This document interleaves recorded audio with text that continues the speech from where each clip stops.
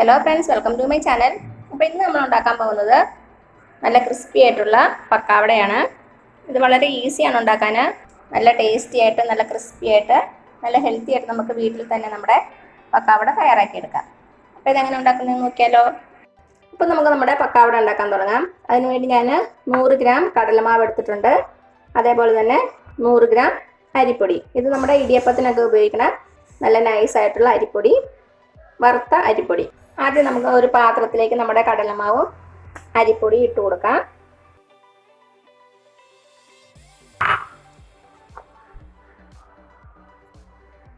ആവശ്യത്തിനുള്ള ഉപ്പ് ഇട്ട് കൊടുക്കാം.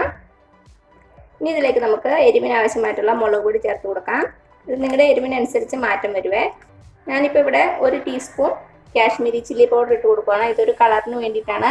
അപ്പം നിങ്ങളുടെ കയ്യിൽ കാശ്മീരി ചില്ലി പൗഡർ ഇല്ലെങ്കിൽ നമ്മുടെ സാധാരണ എരിവുള്ള മുളക് പൊടി ചേർത്താലും മതി. ഒരു 1-1.5 ടീസ്പൂൺ ചേർത്താൽ മതി കേട്ടോ.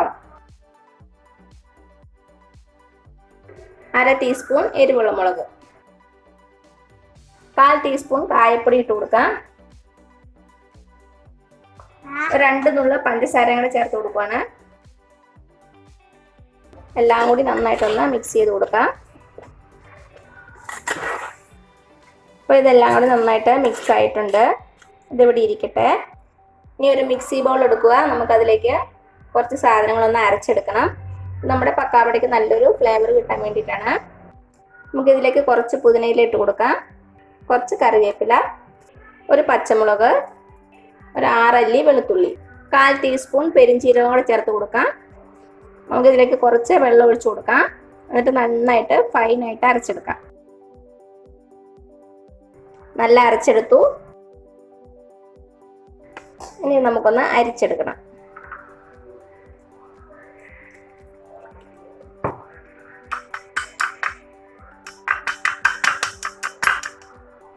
നമുക്കിതിലേക്ക് ഒരു 1/2 ടീസ്പൂൺ എള്ളും കൂടെ ചേർത്ത് കൊടുക്കാം.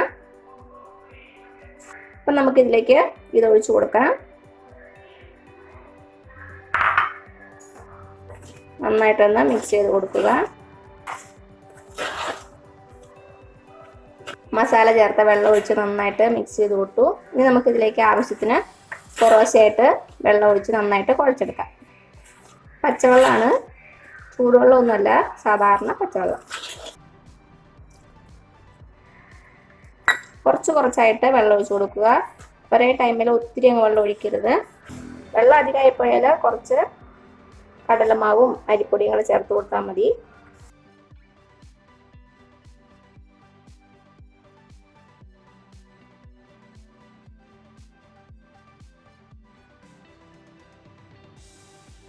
കുറച്ചുകൂടി ഒഴിച്ച് കൊടുക്കാം. നമ്മൾ ഇടിയപ്പത്തിനൊക്കെ കുഴയ്ക്കണ പരുവ്. ഉപ്പ് നമുക്കൊന്ന് ചെക്ക് ചെയ്ത് നോക്കാം. അപ്പോൾ എനിക്കിവിടെ ഉപ്പ് കറക്റ്റാണ്.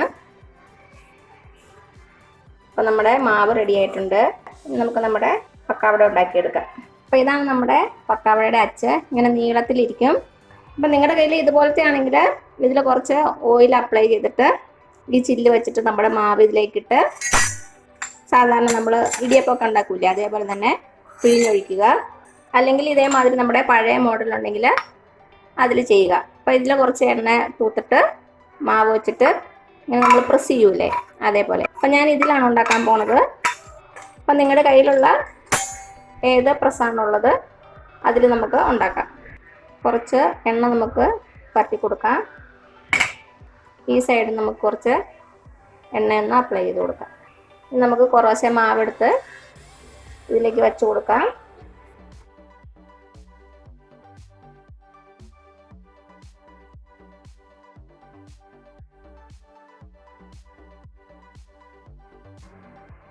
നമുക്ക് നമ്മുടെ മാവ് പിഴിഞ്ഞ് നമ്മുടെ എണ്ണയിലേക്ക് ഒഴിച്ചു കൊടുക്കാം.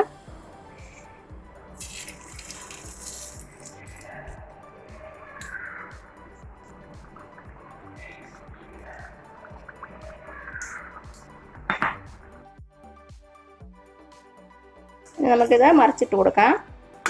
പെട്ടെന്ന് ആയിക്കോളും.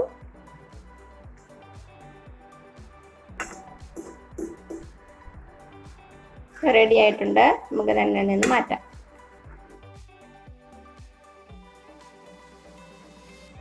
ഇനി അടുത്ത ബാച്ച് ഇതേപോലെ തന്നെ പിഴിഞ്ഞ് ചേർക്കുക.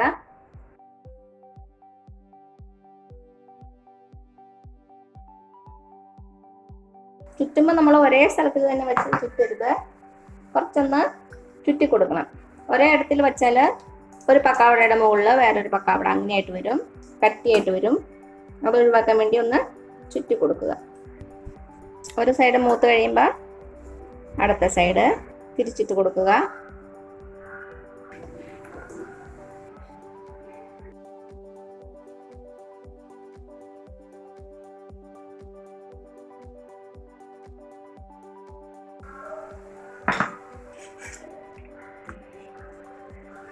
ഇനി അവസാനമായിട്ട് നമുക്ക് കുറച്ച് കറിവേപ്പില ഒന്ന് ഫ്രൈ ചെയ്തെടുക്കാം.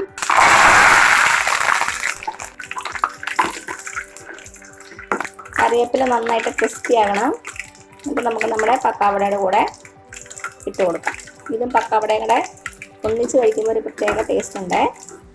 നമ്മുടെ കറിവേപ്പില നല്ല ഫ്രൈ ആയിട്ടുണ്ട്. നമുക്ക് എണ്ണയിൽ നിന്ന് എടുക്കാം. ഇനി നമ്മുടെ പക്കാവട ചെറിയ ചെറിയ പീസായിട്ട് കട്ട് ചെയ്തിടാം. നന്നായിട്ട് ക്രിസ്പി ആയിട്ടുണ്ട് നമ്മുടെ പക്കാവട. ഇതിലേക്ക് ഇട്ട് കൊടുക്കാം. അപ്പോൾ ഇത്രയേ ഉള്ളൂ നമ്മുടെ ടേസ്റ്റി ആയിട്ടുള്ള, അതേസമയം നല്ല ക്രിസ്പി ആയിട്ടുള്ള നമ്മുടെ പക്കാവട. എല്ലാവരും ഒന്ന് ട്രൈ ചെയ്ത് നോക്കണേ. എന്നിട്ട് അഭിപ്രായങ്ങളൊന്നും അറിയിക്കാൻ മറക്കരുത്. അപ്പോൾ ഈ വീഡിയോ ഇഷ്ടമായാൽ താഴെ കാണുന്ന ചുമന്ന സബ്സ്ക്രൈബ് ബട്ടൺ ഒന്ന് പ്രസ് ചെയ്ത് സപ്പോർട്ട് ചെയ്യണേ. അപ്പോൾ അതിന് തൊട്ടടുത്തൊരു ബെല്ലൈക്കൺ വരും, അതും കൂടെ പ്രസ് ചെയ്ത് ഓൾ എന്നുള്ള ഓപ്ഷൻ കൊടുക്കുക. ഇനി പുതിയ റെസിപ്പി ആയിട്ട് വരുന്നവരേക്കും thank you so much. By.